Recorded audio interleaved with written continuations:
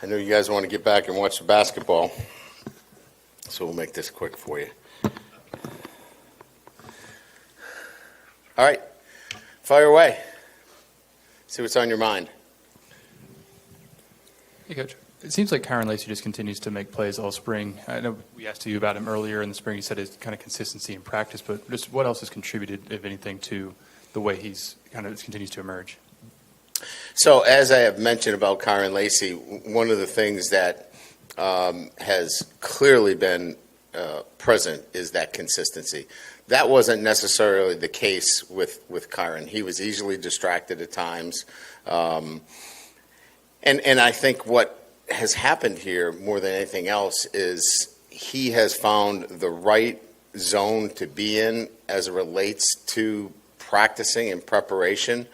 I think he learned a lot last year watching Malik and BT and the way they came to practice every day and how they performed, and said, I can do this too. And I'm really proud of him and happy for him, because he's going to have a breakout season because of it. I can see just the way he takes over a practice now in terms of his ability, based upon, having a Malik Neighbors and a Brian Thomas, how that's going to translate into great success for him. Right here, Coach. Last season, we got to see the natural talent that Caleb Jackson had, and you mentioned just the journey for him to become more of a complete back. Just in, going into year two, what have you seen just maybe from him understanding maybe pre-snap things, and just that, how has that journey continued? Yeah, I think that's been pretty good for Caleb. He is so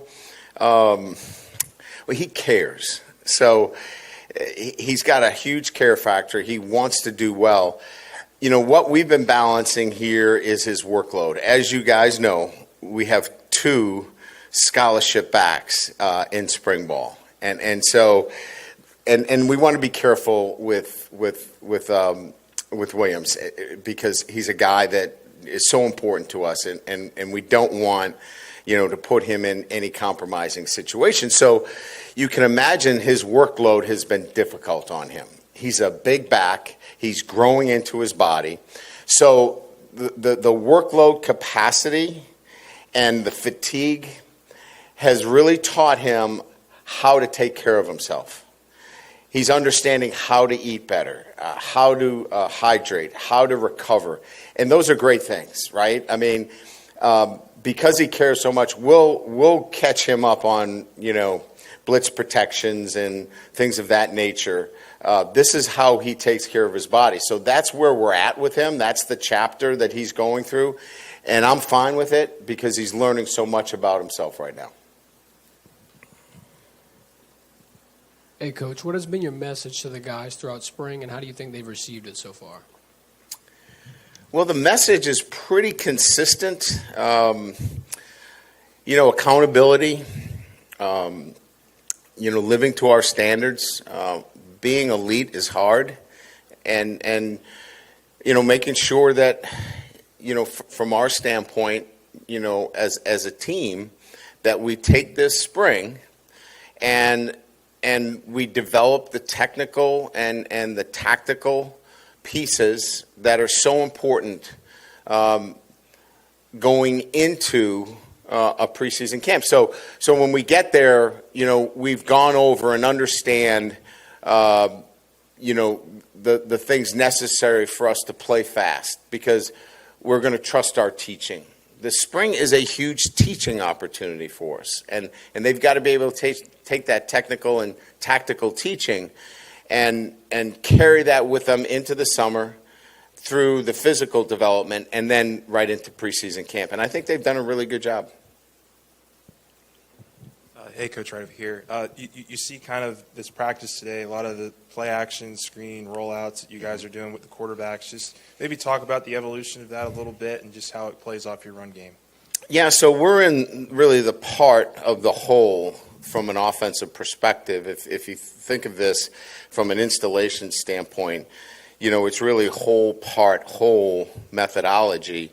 We put in, the entire offense, and then we want to focus specifically on the run game and the play action off of the run game, some direct snaps, some boots, some move the pocket, and that's been a huge emphasis for us, as I mentioned a few times, is that we have to be centered more with tailback runs, making up for the loss of a Daniels who picked up quite a bit of yardage for us. We've really focused on those runs, and I'm really pleased with the development of the run game in the spring. We can see it, and we've got a talented offensive line. We're letting them really see some new things and do some things that we haven't done over the last couple of years, and it's quite exciting. Hey, we've seen some first-team reps from P.J. Woodland. Can you just give a little insight on how y'all choose which players are ready to enroll early and who's really going to participate a lot in spring ball? Yeah, look, we treat each one of those situations individually relative to early enrollment. First of all, it's a family decision. It's not our decision to make for an individual. First of all, they have to be a really good student. I think we all understand, the rigors of graduating early from high school. So I think the student has to be 100% committed to wanting to do that, as well as the family. We have a number of really talented young men that are great track athletes. They didn't want to miss track, so there are many factors that go into graduating early. On the other hand, there are many that wanted to be here for spring, right? So each one is case by case. I think there are great benefits of coming in early because you get the opportunity, like PJ gets a chance to take some reps, with the first team. So each one is case by case. We will support them. We're much more of a supporter in this. We're not saying you have to do these things because, again, if you want to be back for the prom, if you want to, have your spring and do what you do in the spring, we're going to support that as well. Yeah, Brian, right here. Who are some of the players on both sides of the ball who've taken really big leaps of improvement? I mean, really noticeable. The one guy that I really think has made more progress than any one individual player in coverage is Major Burns.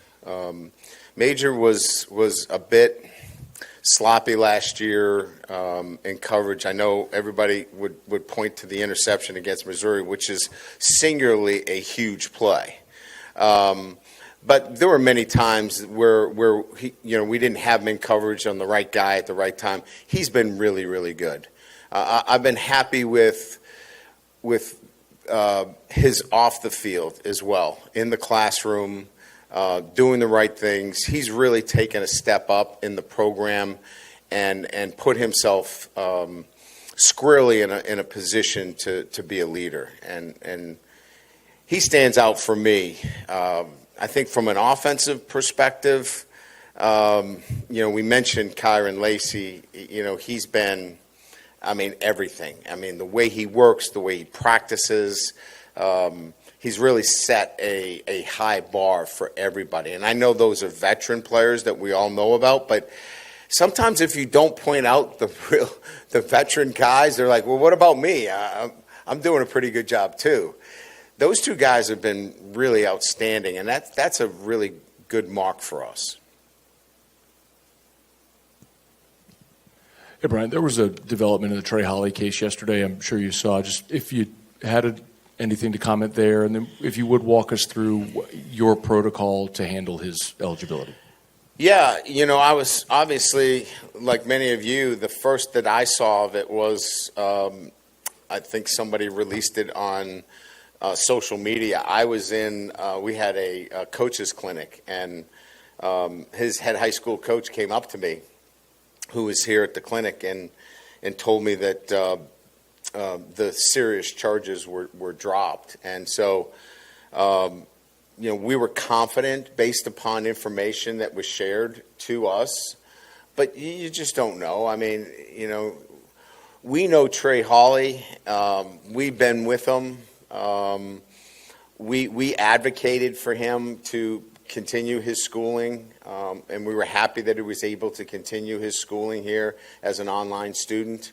So he's maintained his eligibility because of that.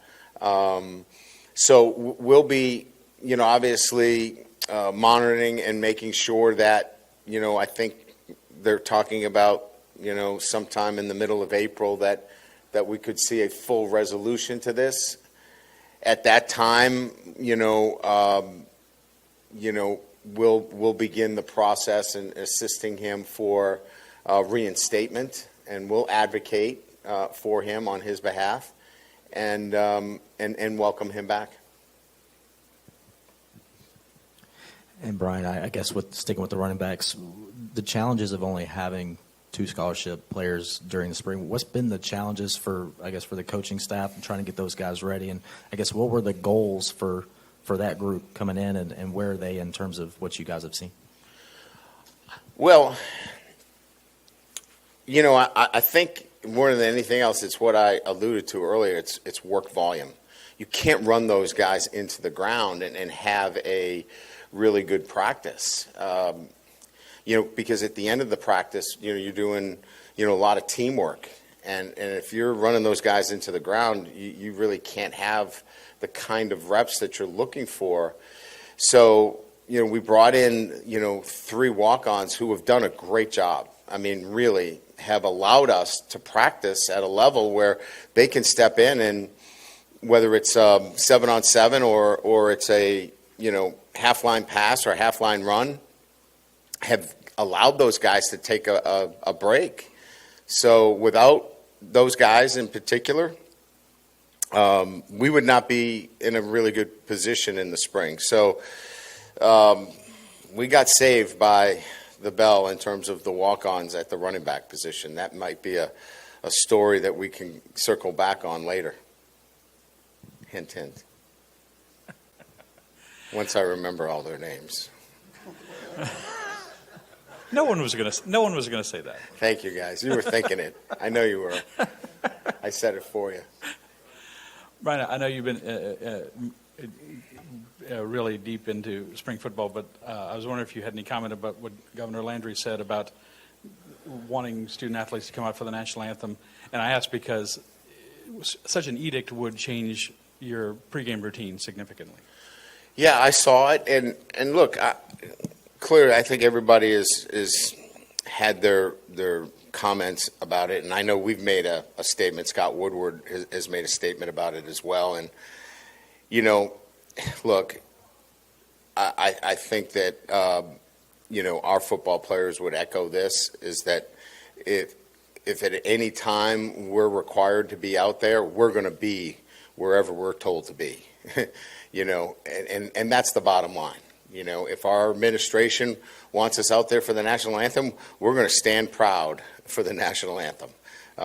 It's just the way that it has been scripted, and I've been doing it for 33 years. I can on my hand, I can tell you how many times I've been out for the national anthem in 33 years.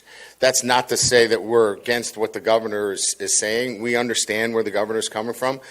We'll relook at the policies, and I think I stand by what Scott has said. We'll look at everything, but our kids are, I look back at the Army game and how proud we were of that moment to have Army in our stadium, and what we did to that stadium to really show our patriotic backing. And so hopefully we'll be able to get past this pretty soon. Coach, it seemed like the D-line got after the quarterback a little bit better today than they have for most of spring. What can you talk about the progression of that unit throughout spring? Well, it's sometimes hard because, when we talk about the defensive line, you're talking about a combination of whether it's third down and we have our third down pass rushers in there. Because I don't know if you saw in one instance, we've moved, Braden Swinson inside. We've got Paris Shand inside.